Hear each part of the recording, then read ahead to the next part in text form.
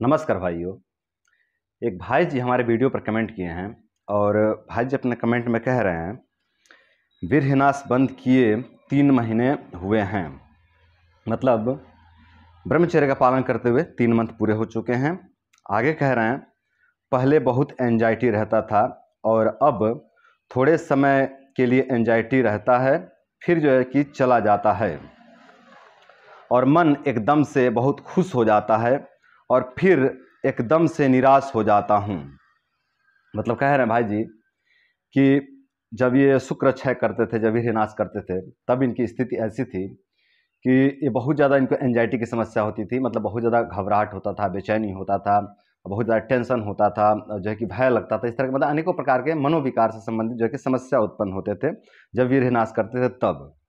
लेकिन अब जब से ये 3 मंथ से ब्रह्मचर्य का पालन कर रहे हैं तब अब ये स्थिति हुई है कि मतलब कुछ समय के लिए जो है कि एंजाइटी आती है, घबराहट आती है, मन दुखी होता है, निराश होता है, उदास होता है मन, और जो है कि चिंता उनता जो है कि सताती हैं कुछ क्षण के लिए।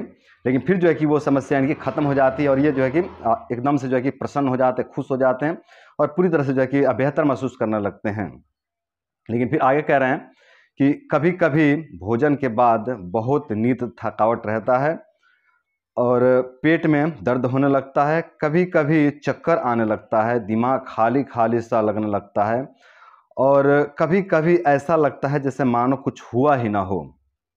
मतलब कभी कभी ऐसा होता है ना कि इनके तन में तथा मन में और पेट में अनेकों प्रकार के समस्याएं उत्पन्न हो जाते हैं, अनेकों प्रकार के कष्ट, अनेकों प्रकार के रोग दोष उत्पन्न हो जाते हैं और कभी कभी ऐसा लगता है कि मतलब कुछ हुआ ही ना हुआ है ना, सभी समस्याएं नष्ट सा हो जाते हैं, कोई समस्या ही नज़र नहीं आती हैं, सभी समस्याएं खत्म हो जाते हैं और कभी कभी जो है कि फिर से अचानक सभी समस्याएं चले आते हैं।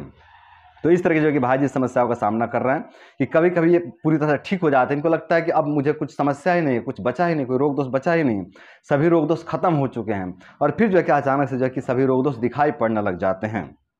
फिर आगे कह रहे हैं कि योग, प्राणायाम, ध्यान, सात्विक भोजन ये सब चालू है, तो क्या ये ब्रह्मचर्य के उपद्रव हैं?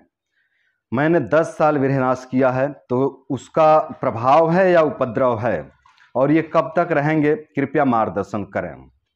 मतलब भाई जी पूछ रहे हैं कि मैंने 10 साल शुक्र क्षय किया है, वीरहिनास किया है, तो ये जो कष्ट हो रहे हैं, ये जो तकलीफ हो रहे हैं, ये उसका दुष्प्रभाव है या फिर ये ब्रह्मचर्य का उपद्रव है? तो मैं सबसे पहले आपके पहले प्रश्न का उत्तर दे देता हूं, उसके बाद आपके दूसरे प्रश्न का उत्तर दूंगा। तो आपका पहला प्रश्न ये है कि मैंने 10 साल वीरहिनास किया है, तो क्या ये उसका दुष्प्रभाव है या ये ब्रह्मचर्य का उपद्रव है? तो इसका उत्तर ये है बंधु कि ये यहाँ पे दोनों ही शामिल है। इसमें ब्रह्मचर्य का उपद्रव भी शामिल है और वीरहिनास का दुष्प्रभाव भी शामिल है। आपने बहुत ज़्यादा मात्रा में और बहुत ज़्यादा समय तक वीरहिनास किया है, तभी तो इतना जो है कि प्रबल रूप में आपको जो है कि उपद्रव आ रहे हैं और इतना लंबे समय तक उपद्रव आ रहे हैं। तो इसमें दोनों ही शामिल है, वीरहिनास के जो है कि कमजोरी भी शामिल है, वीरहिनास की समस्या भी शामिल है और ब्रह्मचर्य का उपद्रव भी शामिल हैं और लंबे समय तक आप ब्रह्मचर्य का नाश किए हैं, इसीलिए आपको ज़्यादा समय तक और ज़्यादा प्रबल रूप में ब्रह्मचर्य का उपद्रव आ रहे हैं। तो मेरे भाई ये था आपके पहले प्रश्न का उत्तर और आपका दूसरा प्रश्न है और सबसे महत्वपूर्ण प्रश्न है कि ये कब तक रहेंगे।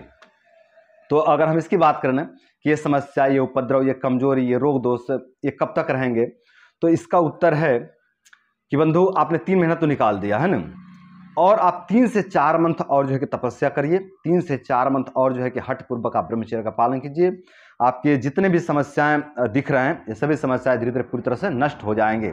अभी भी आप देख रहे हैं कि कुछ समय के लिए पूरी तरह से नष्ट हो जा रहे हैं, कुछ समय के लिए आपकी सभी समस्याएं पूरी तरह से नष्ट हो जा रहे हैं, फिर जो है कि अचानक से आपके ऊपर जो है कि ये समस्याएं हावी हो जा रहे हैं।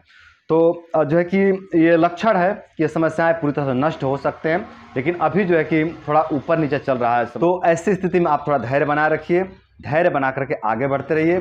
धीरे धीरे ये सभी समस्याएं, ये सभी कमजोरी, ये सभी रोग दोष पूरी तरह से नष्ट हो जाएंगे। तो आपको घबराना नहीं है, आपको हिम्मत नहीं हारनी है और आपको ज़्यादा विचार नहीं करना है, ज़्यादा चिंता नहीं करना है। आप ऐसे ही ब्रह्मचर्य को जारी रखिए, धीरे धीरे आपके सभी समस्याएं पूरी तरह से नष्ट हो जाएंगे। आप बिल्कुल सही जा रहे हो बंधु। आपके ब्रह्मचर्य में कोई त्रुटि नहीं है, आप कहीं भी कोई मिस्टेक नहीं कर रहे हो, आप बिल्कुल सही जा रहे हो। ऐसे ही आगे बढ़ते रहिए, धीरे धीरे आपके सभी समस्याएं पूरी तरह से नष्ट हो जाएंगे। लेकिन हाँ, इतना जरूर कहूँगा कि आप मतलब ना जितना हो सके व्यस्त रखिए अपने आप को, जितना हो सके अपने आप को अपने कार्य में, अपने पढ़ाई लिखाई में, अपने रोजगार में, है ना, अपने आप को व्यस्त रखिए, अपने आप को खाली मत रखिए। यदि आप खाली रहते हो ना, तो बार बार ये जो नकारात्मक लक्षण दिखाई पड़ रहे हैं उस तरफ आपका ध्यान भाग के जाएगा, और जब उस तरफ आपका ध्यान भाग के जाएगा ना, तो आपको रिकवर होने में काफ़ी समय लग जाएगा। तो आपको अपने ध्यान को अपने काम पर लगाना है, अपनी समस्याओं पर नहीं लगाना है। और आप जितना ज़्यादा व्यस्त रहोगे ना, जितना ज़्यादा अपने आप को व्यस्त रखोगे, जितना ज़्यादा आप कर्म योग करोगे, उतना ही जल्दी आप इस दलदल से बाहर निकलोगे। तो मेरे बंधु, यदि आप जल्दी से जल्दी इस दलदल से बाहर निकलना चाहते हो, जल्दी से जल्दी इस नर्क से बाहर निकलना चाहते हो, तो आप अपने आप को कर्म योग में झोंकिए, अपने आप को व्यस्त रखिए। आप जितना अपने आप को व्यस्त रखेंगे उतना ही आप मस्त रहेंगे, और जितना आप मस्त रहेंगे उतना ही जल्दी आप ठीक हो जाएंगे। तो आप बिल्कुल सही जा रहे हो, ऐसे ही आप आगे बढ़ते रहिए, धीरे धीरे आप पूरी तरह से ठीक हो जाओगे। और जो भी बंधु इस तरह की समस्याएं फंसे हुए हैं, उन सभी भाइयों को मैं यही कहूँगा कि मेरे भाई लोग, आप लोग धैर्यपूर्वक ब्रह्मचर्य को जारी रखिए, ऐसे ही आप लोग आगे बढ़ते रहिए। आपके शरीर में जो भी कमजोरी उत्पन्न हुए हैं, आपके शरीर में जो भी रोग दोष उत्पन्न हुए हैं, ये सभी कमजोरी, ये सभी रोग दोष धीरे धीरे पूरी तरह से नष्ट हो जाएंगे, और आप बिल्कुल पहले जैसा सुंदर और स्वस्थ बन जाएंगे। तो मेरे दोस्तों, आशा करता हूं कि इस वीडियो से प्रभावित होकर के, इस वीडियो से मोटिवेट होकर के आप लोग ऐसे ही ब्रह्मचर्य का पालन करते रहेंगे, और ब्रह्मचर्य का पालन करके आप लोग अपने जीवन को सुंदर, सरल तथा सफल बनाएंगे। तो आज के लिए इतना ही। नमस्कार।